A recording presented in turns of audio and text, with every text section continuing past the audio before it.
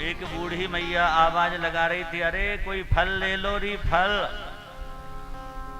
सिर पर टोकरी रखे हुए थी।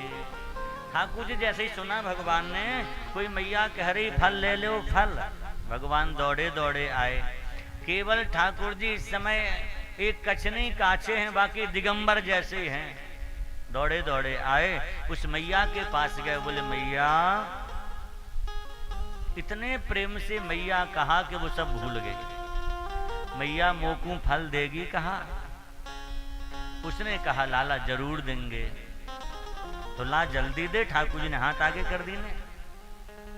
पर वो कहवे लगी ऐसे फल ना मिलेंगे सैंत मैत में, कछु लेकर के आओ। तो क्या वो फल बेचने वाली परमात्मा से कुछ चाहती है? जिसे श्री कृष्ण का दर्शन हो गया उसके मन में और भी कुछ पाने की इच्छा है?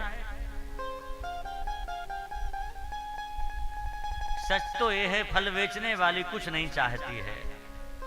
लेकिन फिर क्यों कहा श्री कृष्ण से कि आप कुछ लेकर के आओ? वो इसलिए इसने सोचा अभी फल दे देंगे तो लेके चले जाएंगे, लेकिन जब कहेंगे कुछ लेके आओ तो जाएंगे, तो जाते हुए दर्शन हो जाएगा, फिर कुछ लेकर के आएंगे तो फिर दर्शन हो जाएगा, और इसके बाद जब पुनः जाएंगे तो फिर से भी दर्शन होगा। तो कई बार दर्शन के लोभ से इसने कह दिया कुछ लेकर के आओ। भगवान छोटे छोटे हाथों में थोड़े से अनाज के दाने लाए, वो रास्ते में गिर गए थे, हाथों को ऐसे उलट दिया डलिया में ले अब दे दे।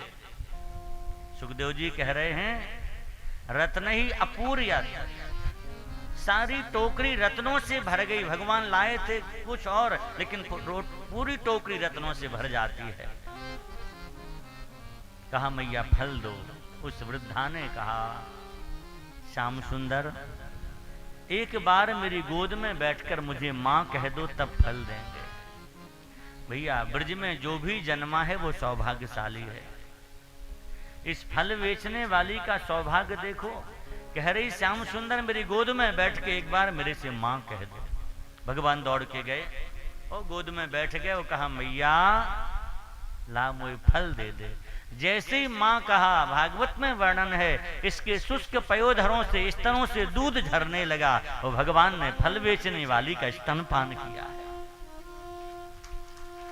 परीक्षित जी कह रहे भगवान ये कौन भाग्यशाली है जिन्हें परमात्मा को स्तनपान कराने का अवसर मिल गया? ये कौन देवी है? तो कहा ये सामान्य स्त्री नहीं है, ये रामावतार में निषादराज गुह की जो मां थी वही फल बेचने वाली कृष्णावतार में बनी है। गर्ग संगीता में कथा है कि जब निषादराज गुह ने राम जी की बड़ी सहायता की, उस समय जब राम जी लौटने लगे तो राम जी ने कहा निषाद अपने परिवार वालों का परिचय कराओ जरा,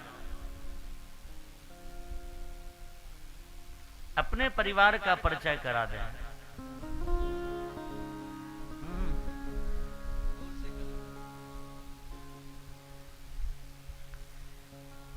जैसी कहा कि परिवार वालों का परिचय कराओ, तो निषाद राजगुह ने सबका परिचय कराया।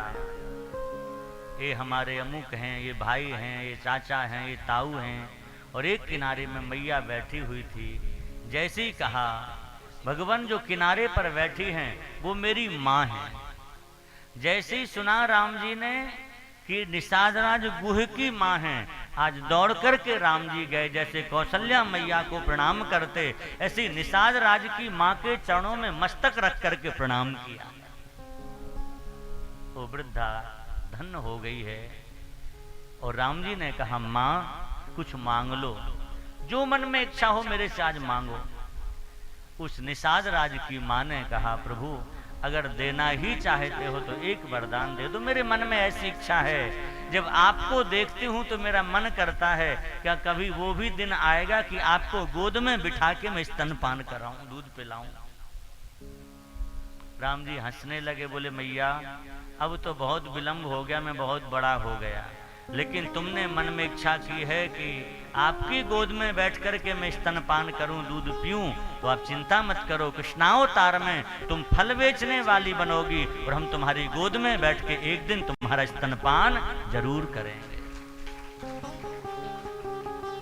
तो भगवान ने आज इसके मनोरथ को पूर्ण किया है।